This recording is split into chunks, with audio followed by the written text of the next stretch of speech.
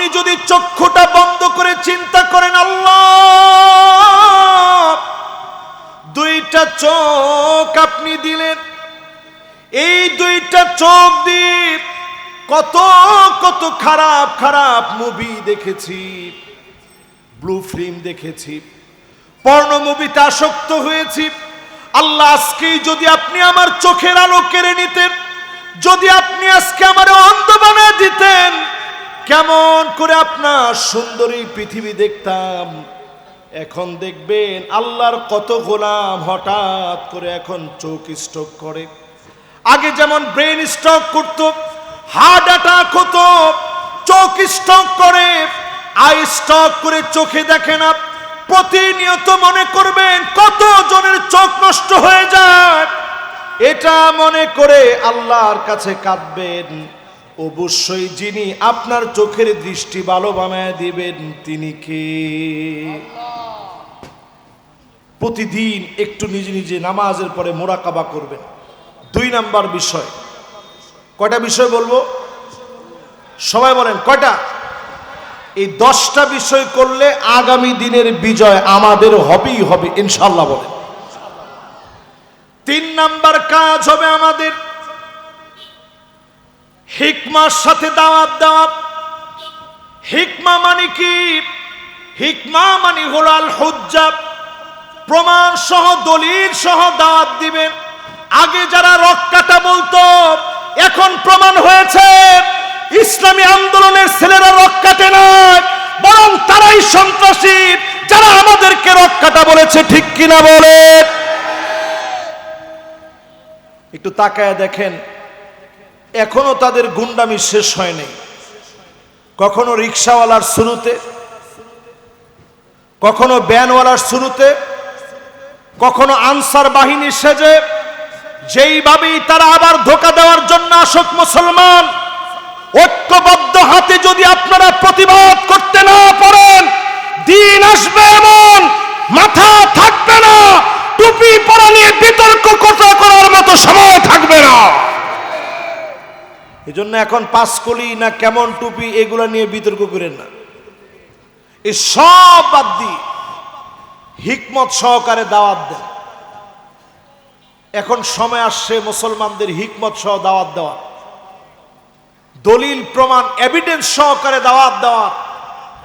16টা বছর ধরে আপনি তাকায় দেখেন, দিনের পর দিন জুলুম হয়েছে, আমরা ভাঙচুর চালাই নাই, দিনের পর দিন তারা অত্যাচার করেছে, নীরবে আমরা সহ্য করেছি, ঠিক কিনা বলে? হিকমত সহকারে এগুলো সব এখন জাতিকে বোঝানোর সময় আসছে। প্রিয় ভাইরা আমার, এই মাহফিলে যারা আমরা বসছি, হিকমত অনেক দামি।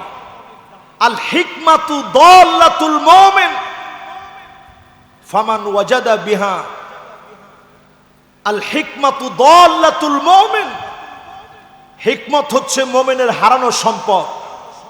ফামান ওয়াজাদাহা ফাহুয়া হাক্কু বিহা, মুমিন যেখানে হিকমত পাবে ওইখান থেকে লুফে নিবে, উঠা নিবে। মুমিনকে আল্লাহ হিকমত দিয়ে পরিপূর্ণতার সাথে, ওই হিকমত দিয়ে মুমিনকে আল্লাহ বিজয়ী বানায় দিবে। বলেন আল্লাহু আকবার। আপনি তাকায় দেখেন আফগানিস্তানের দিকে, এই তো আমি গতকালকে দুবাই থেকে আসছি, মাশাআল্লাহ এখন সাউন্ডটা তো ঠিক আছে। এই সাউন্ডটা এতক্ষণ কোথায় ছিল বাবা? মাশাআল্লাহ, লিল্লাহে তাকবীর। আপনারা আমার সাথে আছেন তো সবাই? গতকালকে যখন আমি দুবাই থেকে আসলাম, দুবাই এই সফরে আমি 6 দিন ছিলাম।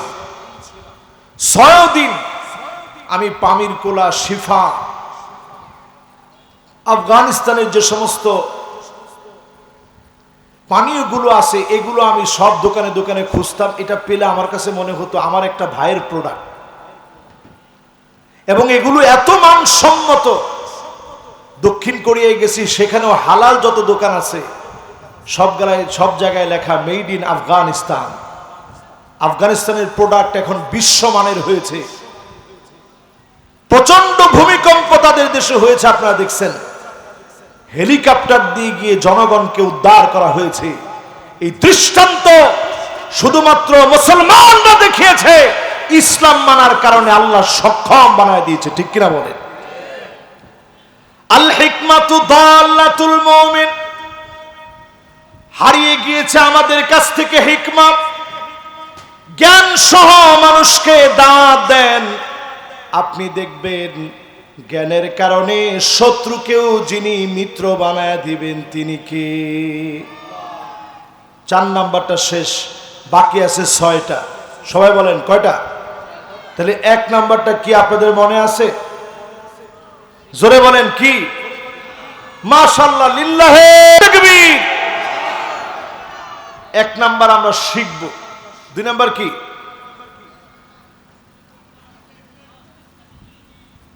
2 নাম্বার মাঝে মাঝে তাজকিয়াতুন নফস, মুরাকাবা করবে। চুপচাপ বসে বসে এই জায়গাটা পরিষ্কার করার চেষ্টা করবে। 3 নাম্বার কি? মাত্র যেটা বলছি ভুলে গেছেন? হিকমা। জোরে কি? সবাই বলি 3 নাম্বার কি? এরপরে 4 নাম্বারে প্রিয় ভাইরা আমার, 4 নাম্বার আমাদের কাজ হচ্ছে নবীজি পৃথিবীতে দাওয়াত নিয়ে আসলেন। ওয়া ইউআল্লিমুকুম মা লাম তাকুনু তা'লামুন। যা তোমরা জানতে না তিনি তোমাদেরকে জানিয়েছেন। 4 নাম্বার আমাদের কাজ হবে দরে দরে মানুষকে জানানো, মানুষকে বোঝানো, মানুষের সঙ্গে মিশা, মানুষের সঙ্গে এমন ভাবে মিশবে শত্রু যেন মিত্র হয়ে যায়। আল্লাহর নবী এমন ভাবে দাওয়াত দিয়েছেন, তায়েফের প্রান্তে তিনি গিয়েছেন, মানুষ নবীজিরে চিনতে পারে নাই। পাগল পাগল বলে নবীরে পাথর মারলে, রক্তের কারণে নবীজির জুতা মোবারক আটকে গিয়েছে। আল্লাহর নবী বারবার জ্ঞান হারিয়ে ফেলেছে। নবীজির যখন জ্ঞান ফিরেছে আবার পাথর মেরেছে। নবীজির জ্ঞান হারায় গিয়েছে। বারবার নবীজি পাথরের আঘাত খেয়েছেন। ফেরেশতা এসে বলে, নবী আপনি এখনই বদদুয়া করেন। আল্লাহর নবী ডাক দিয়া বলেন, ইন্নী লান উবআস লাআন।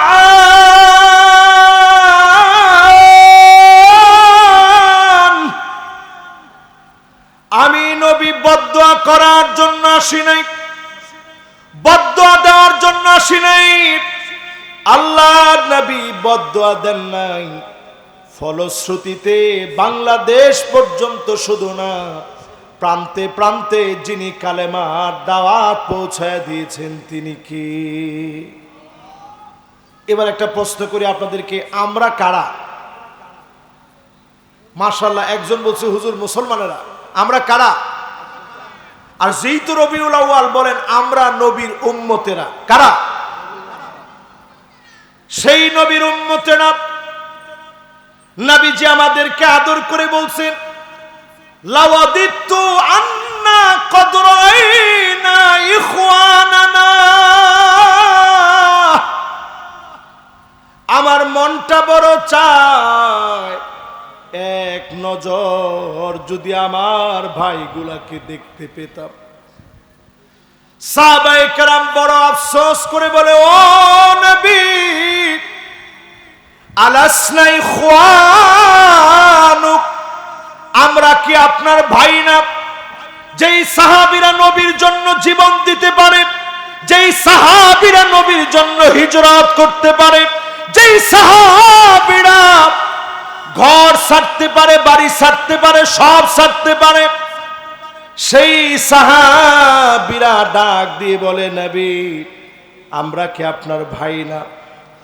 আল্লাহর নবী বলেন, না তোমরা আমার ভাই নও, বাল আনতুম আসহাবি, তোমরা তো আমার সাহাবী। আমার ভাই হবে তারা, ইয়াতুনা মিন বাদি, যারা আসবে অনেক পরে, মান আমানা বি ওয়া লাম ইয়ারানি, না দেখে যারা ঈমান আনবে তারা হবে আমি নবীর ভাই, তারা হবে আমার ভাই। বলেন তো নবীজি ভাই বলে আদর করে ডাকছেন কাদেরকে? সবাই দিলের ভিতরে একটু হাত দিয়া বলেন কাদেরকে? আল্লাহর নবী জীবনে দেখে নাই, না দেখে ভাই বলে ডাকলেন। নবীকে চিনার জন্যই মাহফিলে বসছি। আমার নেতা তোমার নেতা বললে আমরা বলি বিশ্ব নবী মুস্তাফা। এই স্লোগান যারা আমরা দিই, আল্লাহ নবীর আদর্শের জন্য যদি সৈনিক হতে পারেন, নবীর উম্মত বানায়া যিনি মাফ করে দিবেন তিনি কে? কত নাম্বার শেষ? বাকি আছে কয়টা? কয়টা বাকি? আর 6টা। এবার 5 নাম্বারটা শোনেন। নবীজি দুনিয়াতে আসলেন, ওয়ামা আরসালনাকা ইল্লা রাহমাতাল লিল আলামিন।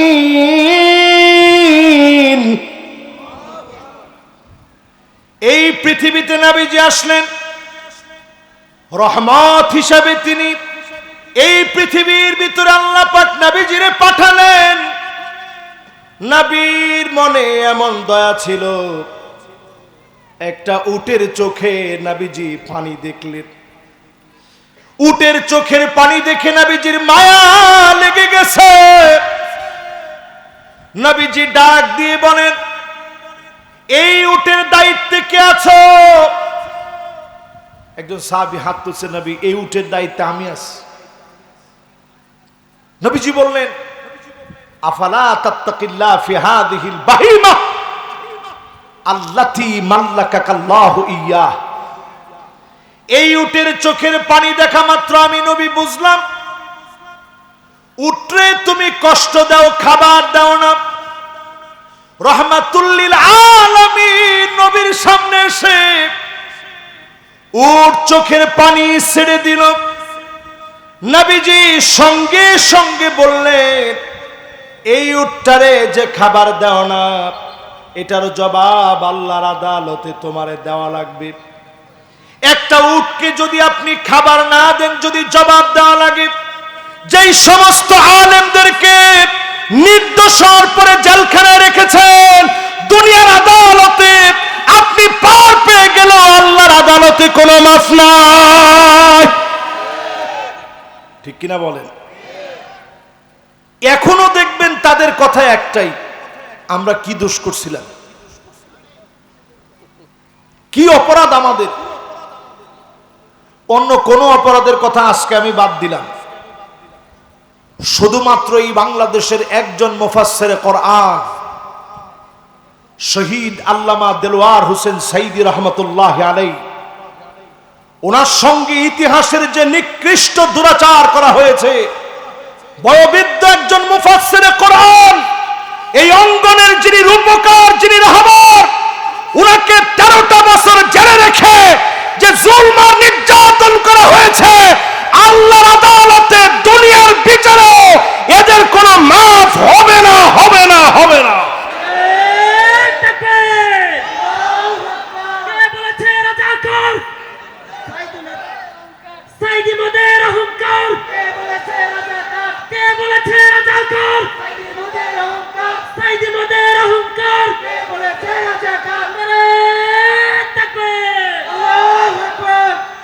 এবার আপনারা আমার একটু বলেন তো দেখি, সাইদী সাহেবের ওয়াজে মানুষের দিল পরিবর্তন হতো কি হতো না? উনি শেষমেশ একটা হাসি যে দিলেন, তিনি বুঝায় দিয়ে গেলেন, জালেমেরা শুনে রাখো, আজকে হয়তো তোমরা আমারে বাঁচতে দিচ্ছ না, কিন্তু একজন মাজলুম আলেম কখনো জালেমদের জুলুম আর নির্যাতনে পড়ে, কখনো একজন মাজলুম, কখনো তার হাসি তোমরা কেড়ে নিতে পারো নাই। আল্লামা সাইদী শেষ হাসি দিয়ে বোঝায় দিলেন, জালেমরা তোমরা জুলুম করতে পারো, মাজলুমের ঈমানি হিম্মতকে তোমরা কেড়ে নিতে পারো নাই, পারো নাই, পারো না। যাদেরকে ফাঁসির দিকে নিয়ে গেছে, একজনকেও টেনে হিচড়ে নিয়ে যেতে হয়নি। তিনি নিজে বলে গেছেন যে ঠিক আছে, অসুবিধা নাই, টাইম হইলে আমার ডাক দিও, আমি একটু ঘুমায় নেই। ঘুম থেকে উঠে অজু বানায়া আল্লাহকে শেষবারের মতো ডেকে তারপরে ফাঁসির মঞ্চের দিকে গেছে। এই আলামতগুলো আমাদেরকে বলে দেয়, এই আলামতগুলো আমাদেরকে স্মরণ করায় দেয় আল্লাহ নবী রাহমাতুল লিল আলামিন। নবীজি শুধু দয়া করেছেন, ভালোবেসেছেন, কাফেরদেরকে মক্কা বিজয়ের সময় মাফ করে দিয়েছেন। এজন্য আজকের দিনেও দেখবেন তারা নির্দ্বিধায় ঘুরে বেড়ায়, আমরা প্রতিশোধ নেওয়ার জন্য হাত বাড়াই না, ঠিক কিনা বলে? এরপরে প্রিয় ভাইরা আমার, কয় নাম্বার? সবাই কম। কত নাম্বার? 5 নাম্বারের পরে কত হয়? এবার 6 নাম্বারটা মনোযোগ দিয়ে শুনেন। আপনাদের মনোযোগ আছে তো ইনশাল্লাহ? আমার আগামী দিন 19 ঘন্টার ফ্লাইটে যেতে হবে মরক্কো, কিন্তু আজকের ওয়াজটার ভিতরে আমার একটু মনে চাচ্ছে দিলটা ভরে একটু ওয়াজটা করি। কেন জানেন? হয়তো তো পারে এটা আমার জীবনের শেষ ওয়াজ। এজন্য আজকের ওয়াজটার ভিতরে আমার মনে চাচ্ছে যে একটু রসুলের পুরা জীবনীটা সংক্ষেপে আগামী দিনের বিজয় সহ একটু বুঝাই দিয়ে যাই। তাহলে বাকি আছে কয়টা? এই 4টা একটু মনোযোগ নিয়ে শুনেন। এরপরে আমার ভাইয়েরা, নবীজি সাল্লাল্লাহু আলাইহি সাল্লাম এই পৃথিবীতে আসলেন উম্মতদের জন্য। নবীজি এমন কান্ডারি হলেন, আল্লাহ নবী জীবনে কোনোদিন আমাদেরকে দেখে নাই, কিন্তু আল্লাহ নবী ঠিকই আমাদেরকে সেদিন চিনে নেবেন। আল্লাহর নবী ঠিকই আমাদেরকে খুঁজে খুঁজে বের করবেন। চিনবেন কেমনে? গুররান মুহাজ্জালিন মিনাল ওযু, ওযুর পানিগুলা ঝকঝক করে উঠবে, চকচক করে উঠবে। নবী আল্লাহকে ডেকে ডেকে বলবে, আল্লাহ এটাই আমার সে উম্মত।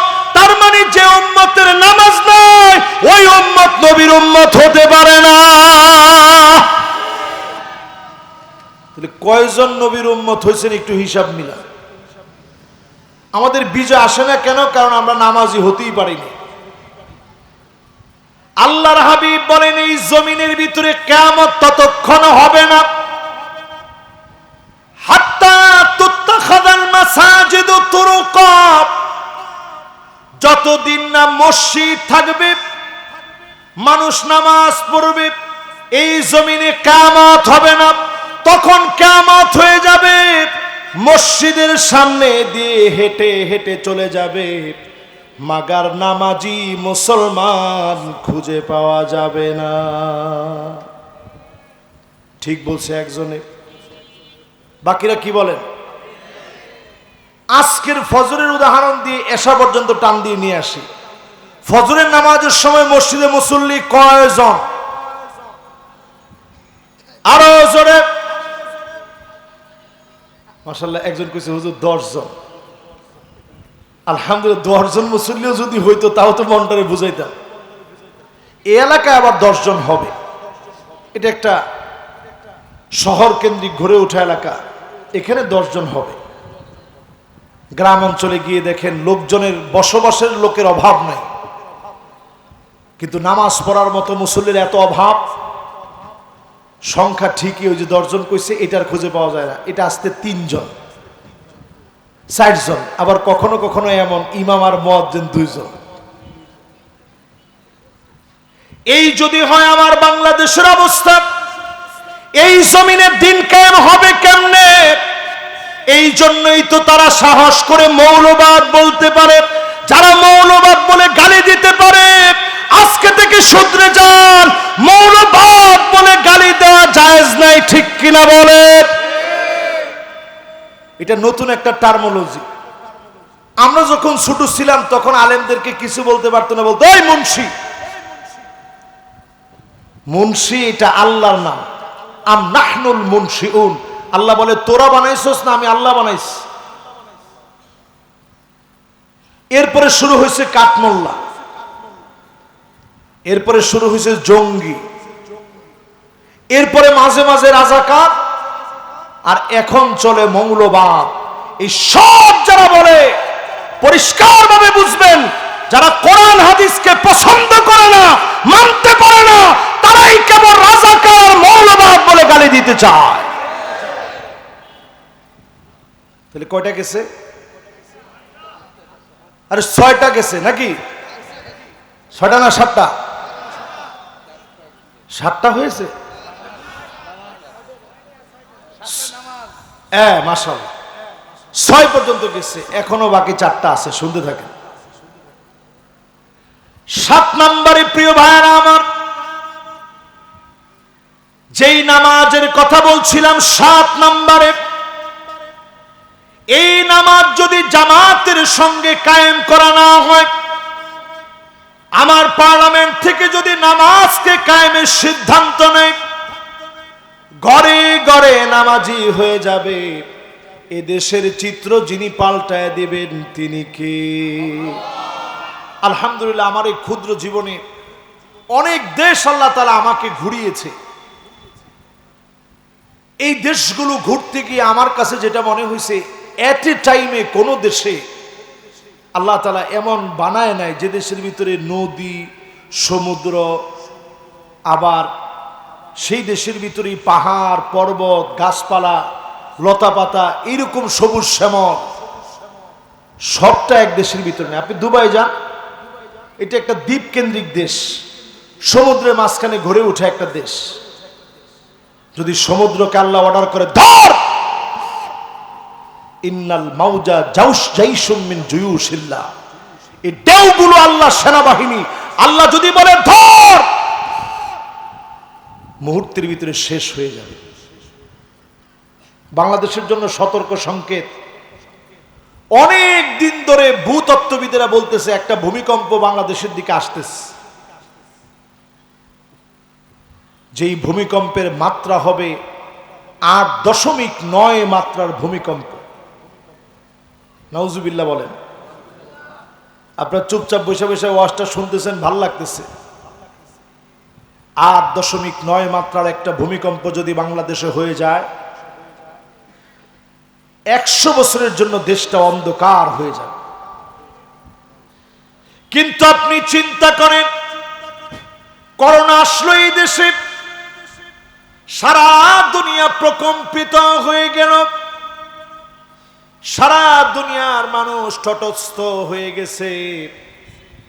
কিন্তু বাংলাদেশে তার রহমতে, তার গোলামদেরকে ভালোবেসে আমার আল্লাহ দয়া করে, মায়া করে এই মানুষগুলার দিকে তাকায় করোনার প্রকট আচরণ দেখায় নাই। সারা বিশ্ব বলেছিল বাংলাদেশ সবচেয়ে ক্ষতি হবে, মানুষ রাস্তায় রাস্তায় পড়ে থাকবে, জনসংখ্যা নিঃশেষ হয়ে যাবে। ঠিকই করোনা এসেছিল, আবার চলে গিয়েছে।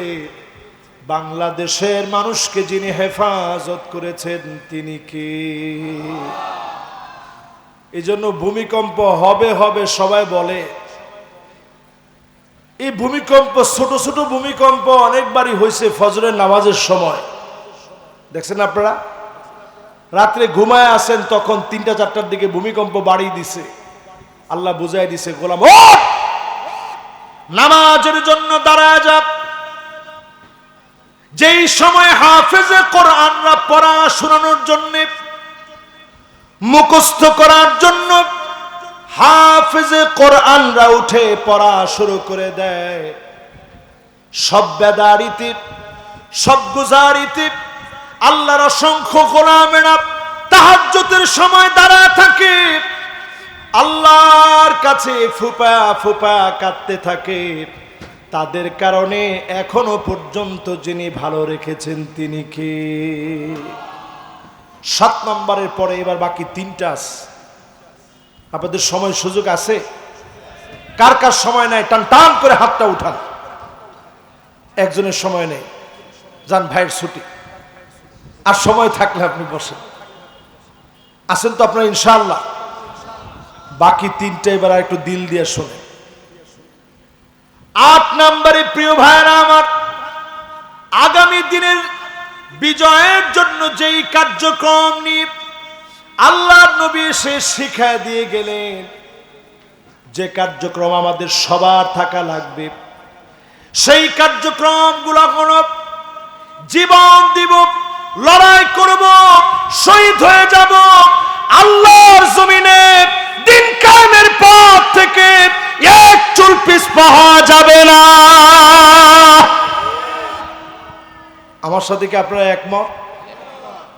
এবার আপনাদেরকে একটু উদাহরণ দিয়ে বোঝায় সহজ হবে। সাহাবায়ে কেরামের হিম্মত কেমন ছিল। খালিদ বিন ওয়ালিদ রাদিয়াল্লাহু তাআলা আনহু আরদাহু, উনি জিহাদের জন্য গেছেন ইয়ারমুকের প্রান্তে। চতুর্দিকে কয়েকটা নদী আছে, সমুদ্র বেষ্টিত ইয়ারমুক, বর্তমান সিরিয়া, জর্ডান, ইসরায়েলের মাঝখানের এই ইয়ারমুক আমি নিজে ঘুরছি। ওই জায়গাতে খালিদ বিন ওয়ালিদ 15 দিন সফর করে গেছে। কয়দিন সফর করে যখন গেছে, পেটে খাবার নাই। সাহাবীদেরকে নিয়ে বললেন, এই যুবকরা আসেন, দেখি খালিদ বিন ওয়ালিদের মতো কে আছে, আসেন। মাশাআল্লাহ, দেখছেন ওনারা, হুজুর একটু আমরা পিছনের দিকে আসি। কিভাবে ইসলামের বিজয় আমাদের আসবে কম। মাশাআল্লাহ, এই তো যুবকরা আসতেছে, ইনশাআল্লাহ আসবে ওরা। ওদের সিস্টেম হচ্ছে, ওরা উঠে যখন একত্রে উঠে, ঘোরাগাড়িও যখন করে একত্রে ঘুরে, আবার যখন যুবকরা বসে তখনও তারা একত্রে বসে। বলেন আল্লাহু আকবার। এই যুবকদেরকে দিয়ে তো ইসলাম। বাদা আল ইসলামু গরীবান ওয়া সায়াউদু গরীবান তুবা লিল গুরাবা।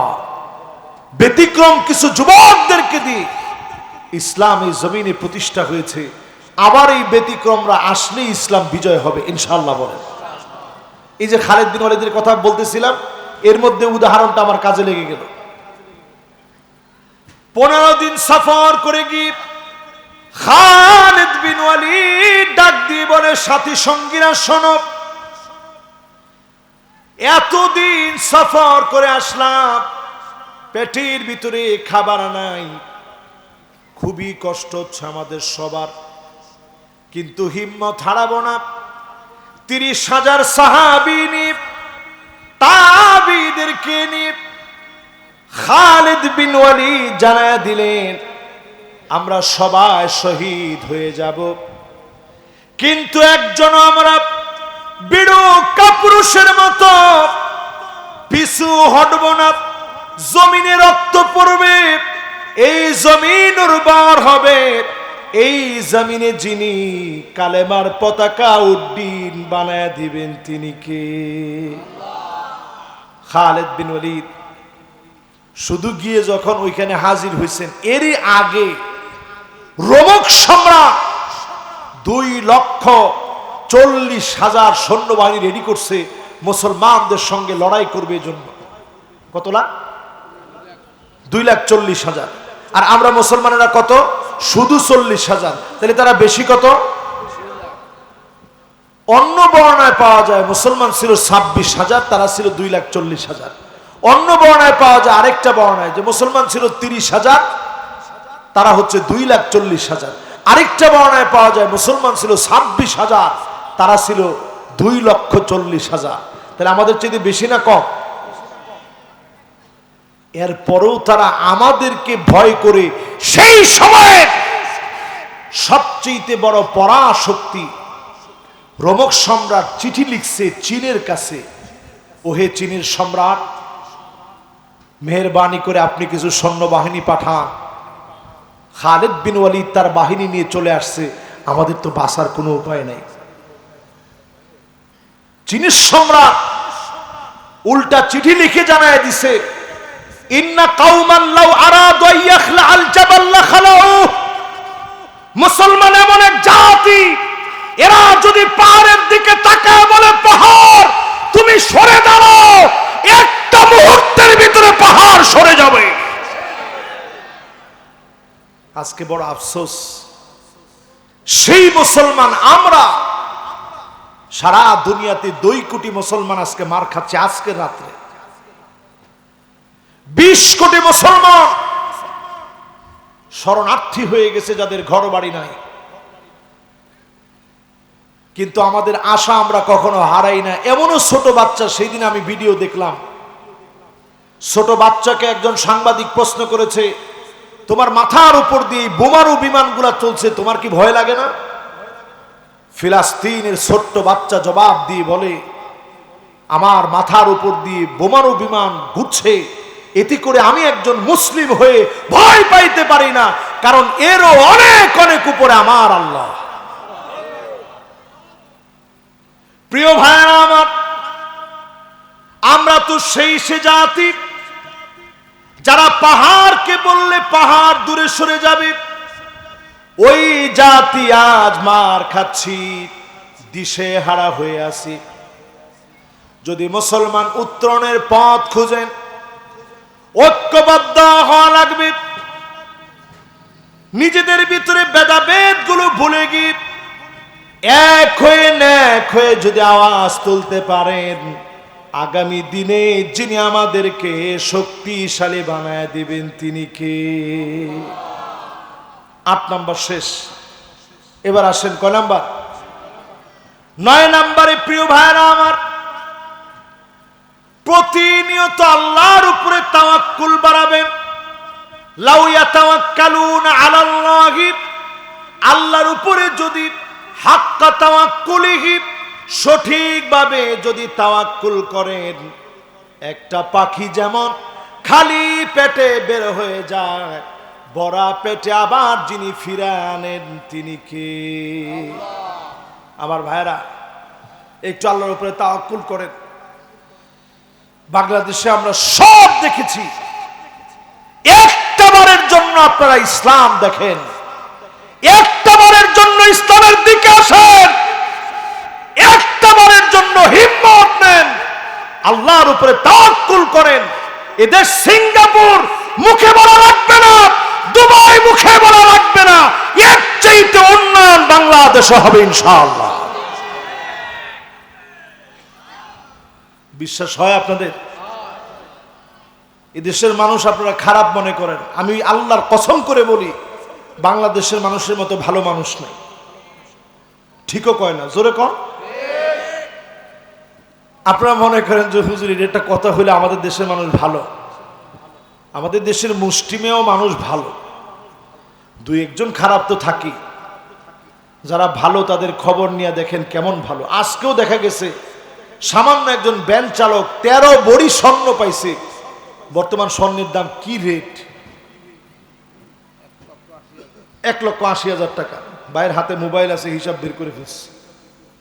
সর্বোচ্চ রেকর্ড এখন, আজকেও দাম বাড়ছে। 13 ভরি পাওয়ার পরেও ব্যানালা সে মনে করছে এটা তো আমার না।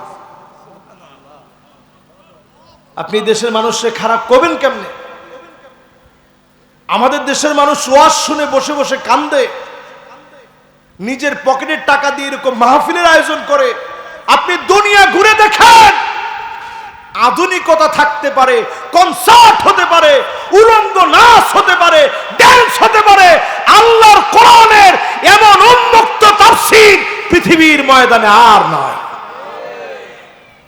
আপনি দেশটাকে খারাপ বলবেন কেমনে?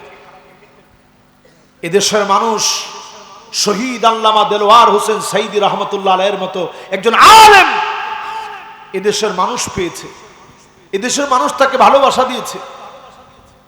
এদেশের মানুষের মুখে মুখে দাড়ি, মানুষের অন্তরে অন্তরে লালিত ঈমান, মানুষের জবানে জবানে কালেমার কথা, মানুষের ভিতরে ভালোবাসার প্রেমাস্পন বন্ধন, নবীজির প্রতি এমন ভালোবাসা, নবীর নাম বললে সাল্লাল্লাহু আলাইহি ওয়াসাল্লাম বলতে এই জাতি দ্বিধাবোধ করে না। ঠিক কিনা বলেন? ব্লগাররা যখন আমার নবীর বিরোধিতা করে, এটা এমন দেশ যেই দেশে ফারাবির মতো ছেলেরা জীবন দিয়ে, ফারাবির মতো ছেলেরা মামলা হামলা হবে জানা সত্ত্বেও ব্লগারদের বিরুদ্ধে সোচ্চার হয়ে যায়। সুতরাং প্রিয় ভাইরা আমার, এদেশের মানুষকে খারাপ বলার কোনো সুযোগ নেই। এদেশের মানুষ নিশ্চয়ই আখরি জামানায় অনেক বড় নেতৃত্ব দিবে বাংলাদেশ। ইনশাআল্লাহর আওয়াজটা একটু আস্তে হইছে, জোরে কর। যে বাহিনী ইমাম মাহদী আলাইহিস সালামের শক্তিশালী বাহিনী হবে, ওই বাহিনীতে একদিনে হবে না। আপনি কি মনে করছেন ইউসলিহুল্লাহু লাহু লাইলাতান ওয়াহিদা, এক রাত্রির ভিতরে গোটা দুনিয়ার ভিতরে একটা আল্লাহ তাআলা পরিবর্তন দিয়ে দিবে? এটা সংঘবদ্ধ একটা গোষ্ঠীর মধ্য দিয়ে আল্লাহ তাআলা দান করবেন। ওই সংঘবদ্ধ গোষ্ঠী বাংলাদেশের অলিতে গলিতে সব জায়গায় তৈরি হচ্ছে। বুঝতে হবে, ঘরের ভিতরে এখন মহিলাদের আলামত, মা বোনদেরকে নিয়ে তেমন কোনো ওয়াজই করিনি। এই পুরো ওয়াজটাই আমরা মা বোনদেরকে সহ করছি একত্রে। মা বোনদের সহ আজকে মাহফিলে বলে, যেহেতু অনেক মা বোন আসছেন, শেষ জামানায় মা বোনদের রুচি এমন হয়ে গেছে, এক নাম্বার রুচির নাম আল্লাহ না।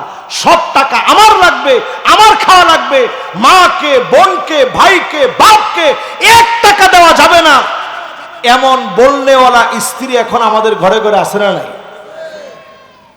এদিকের লোকদের আছে, এদিকের লোকদের নাই।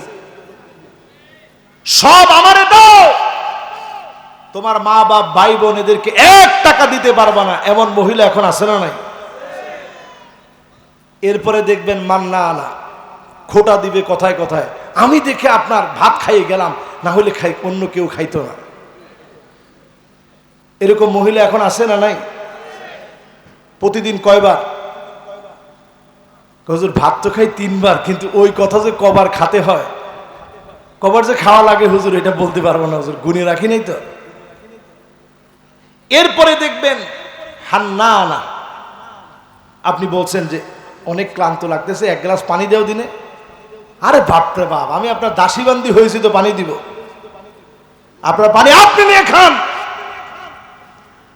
এরকম হয় কি হয় না? এরপরে দেখবেন কান্না আনা, এটা কিরকম? আপনার ছায়াই দেখতে পারে না, যেখানে আপনার দেখছি একটু আপনি বসছেন ডেলান দিয়ে, কয় উঠেন উঠেন এটা পরিষ্কার করুন। আপনাকে ঠিক আছে তাহলে খাটে গিয়ে বসি, গিয়ে একটু খাটে বসছেন, একটু পরে আইসা না ওই যে বিছনার চাদরটা চেঞ্জ করতে হবে, ময়লা হয়ে গেছে। আপনি চিন্তা করছেন এসে থাক, বাইরে চলে যায়, সেটাই ভালো। এরপরে দেখবেন হাদ্দাকা, এমন সব মহিলা আসবে স্বামীর কোনো কিছু তার পছন্দ হয় না, কিছু একটা কিনে আনলেন, কি আনলেন, কোনো কালার হলো, এই কালার তো মরিয়ে যাবে। এরকম মহিলা এখন আছে না নাই? এরপরে দেখবেন একজনের কিছু ঘরে ঘরে, বিপজ্জনক তো। এরপরে দেখবেন সাদ্দাকা, এটা কেমন? কথায় কথায় তর্ক করে, আছে এরকম? এরপরেরটা মনে হয় আপনারা আছে বলে লজ্জিত হবেন না। এরপরেরটা হচ্ছে বাররাকা, শুধু তর্কই করে না, স্বামীকে লাঠি নিয়ে পিটাইতেও দেরি করে না, এমন মহিলা এখন আছে না? আমার তো মনে হয় আগের সবগুলা থেকে এইটার ওজনটা একটু বেশি হয়েছে। তাহলে ঘর কি আর এখন ঘর আছে? এই জন্য ঘরে ঘরে দাওয়াত, ঘরে ঘরে তালিম, ঘরে ঘরে জিক্র, ঘরে ঘরে নিজের স্ত্রীকে সময় দেন। শুধু খালি রিপোর্ট ফর্মে পারিবারিক সময় দানের ভিতরে লেখছেন 1 বার 2 বার 3 বার 4 বার, এটাকে শুধু ফর্মালিটি বানাই না। ফর্মালিটি না বানায় বরং একবার যে বসছেন, আপনি বলেন আমার কি কি দোষ তোমার চোখে ধরা পড়ছে একটু বলো। আল্লাহর নবী নিজে স্ত্রীদেরকে নিয়ে বসতেন, এটা কি সাধারণ বিষয়? আল্লাহর হাবিব নিজে চোখের পানিগুলা মুছে দিতেন, নিজে আগে সালাম দিতেন, স্ত্রীদের কষ্টগুলা নিজে ভাগাভাগি করে নিতেন। তেমন কোনো খাবার নবীজি খাওয়াতে পারেন নাই, কিন্তু সুখ দিতে আল্লাহর হাবিব কম দেন নাই। আম্মা জানদেরকে নবীজি ভালোবাসা দিয়ে আপন করে নিলেন, নিজে আগে সালাম দিলেন। আল্লাহর নবী হওয়ার পরেও তিনি নিজে ঘরটা ঝাড়ু দিয়ে দিতেন, তরকারিগুলা মাঝে মাঝে কেটে দিতেন, পাশে দাঁড়ায় সময় দিতেন। অসুস্থ হয়ে গেলে চোখের পানিগুলা আদর করে নবীজি মুছে দিতেন। সূরা ইখলাস, সূরা ফালাক, সূরা নাস পড়ে ফু দিয়ে দিতেন। নবীজি পাশে বসে সান্ত্বনা দিতেন। স্ত্রীদেরকে ছোট ছোট নাম ধরে আদর করে করে ডাকতেন। আমরাও যদি ঘরে ঘরে দাওয়াত দেই, এই জমিনের দিন যিনি কায়েম করে দিবেন তিনি কে? আর যদি না করেন শেষ। আমি একেবারে 2-4 মিনিটে 6টা বিষয় বলবো, এটা শুনে যাবেন। আর আমার জীবনের শেষ মাহফিল হলে আপনি এই কথা মনে রাখবেন, যদি আগামী দিনে আপনার সিদ্ধান্ত নিতে ভুল করেন, 6টা শাস্তি আসতেছে বাংলাদেশ। ঠিক কইছে একজনের, সবাই কোন? 1 নাম্বার শাস্তি আল্লাহর নবী জানায় গেলেন, 1 নম্বরে যেটা হবে ইমারাতুস সুফাহা, নির্বোধরা ক্ষমতার মসনদে বসবে, নির্বোধরা ক্ষমতা চালাবে। আগে যেমন আপনারা দিনের কথা বলে মাজলুম হয়েছেন, সামনের দিনেও মাজলুম হওয়া লাগবে, ঠিক কিনা বলে? এটা 1 নম্বর শাস্তি। 2 নম্বর শাস্তি কি? 2 নম্বর শাস্তি নবীজি বলে গেছেন 1500 বছর আগে, কাসরাতুস শারত, নতুন নতুন শর্ত আসবে। এটা বললে মৌলবাদী, ওটা বললে রাজাকার, ওটা বললে জঙ্গি, এরকম নানান নতুন নতুন শর্ত চলে আসবে, ঠিক কিনা বলে? মিলতেছে? 3 নম্বরে নবীজি বলছেন বিয়াউল হক, টাকার বিনিময়ে আইন আদালত বিক্রি হবে। জায়গায় জায়গায় টাকার কারণে আইন আদালত বিক্রি হয়ে যাবে, 1500 বছর আগে নবীজি বলে গেছেন। 4 নম্বরে নবীজি বলেছেন ইস্তিগফাফাম বিদ্দাম, চারদিকে জেনোসাইড হবে, ঘরে ঘরে রক্তক্ষয়ী যুদ্ধ লেগে যাবে, যেটাকে আমরা বলি আমাদের ভাষায়, এটাকে কি বলে? গৃহযুদ্ধ। মাশাআল্লাহ, কে বলছে সর্বপ্রথম? মাশাআল্লাহ, এই শব্দটা আমি খুঁজতেছিলাম। এটাকে বলে গৃহযুদ্ধ, ঘরে ঘরে যুদ্ধ, জেনোসাইড লেগে যাবে, চতুর্দিকে রক্তপাত হবে। আল্লাহর হস্তে এই দৃশ্যটা বাংলাদেশ যেন না দেখে, এজন্য বলবো সব ভুলে যান, সবাই এক হয়ে যান। যদি এখনো না হন, শকুনের দৃষ্টি আমাদের দিকে আজও পড়ে আছে। আপনি এটা মনে করেন না তারা আমাদেরকে ছেড়ে দিবে। বাংলাদেশের মানচিত্রের দিকে তাকায় দেখেন, যারা আমার মানচিত্রকে গিলে খেয়েছে, ওরা আমার শান্তি কোনোদিন দেখতে পায় না, আমার শান্তি তাদের সহ্য হয় না, তারা কোনোদিন আমাদের বন্ধু হতে পারে না। এজন্য পরিষ্কারভাবে সজাগ হন। 5 নম্বরে নবীজি বলেন আযাব এমন আসবে, কাতিয়াতুর রহিম, আত্মীয়তার সম্পর্ক ছিন্ন হয়ে যাবে, ভাই ভাইরে চিনবে না, আপনজন বলে বুঝবে না, রাজনীতির কাছে অন্ধ হয়ে যাবে। আজকে তাকালে তা মনে হয় রাজনীতির কাছে এত অন্ধ হয়ে গেছি, পাথর দিয়ে মানুষকে পিটায়া পিটায়া মারলেও মানবতা আছে বলে আমাদের কাছে মনে হয় না।